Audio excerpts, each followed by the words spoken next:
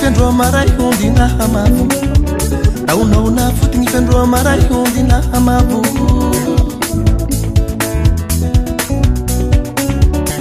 Nauna banu ngifiavu navu hundi na agavu Nauna banu ngifiavu navu hundi na agavu Lahana naria ni vaza vaza rumbuni taba taba Lahana naria ni vaza vaza rumbuni taba taba Itweterati iyalo malaki Fiatsara mbelatsi himbaka domiti Uya kwene mi beba halungu kwe Mi beba, mi baba Mi beba si ujasi tiandu parani Mi beba, mi baba Mi beba famarini tiandu parani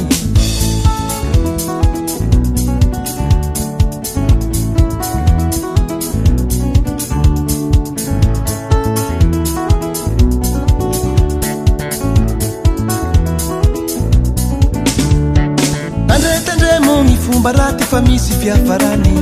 Tauno kunisua ngifumbarati famisi fia farani Siambulisi yave hanimba na mazero tauna wasa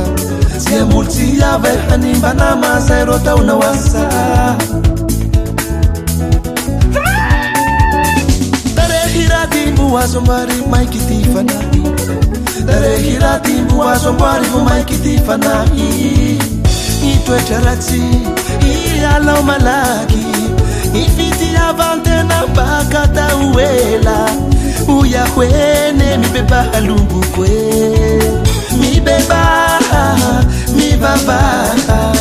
Mi beba si utansi kandu parani Mi beba, mi baba Mi beba famarini kandu parani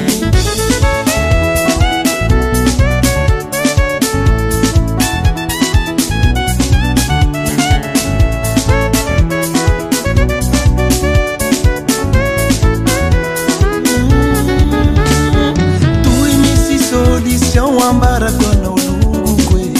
Nifana hirati ala ufatima panzari Nimana uswatima hafati yantuke Harena mipetraki wana wanyandani se Kahuya we Mi beba, mi baba Mi beba si hutati kandu parani Mi beba, mi baba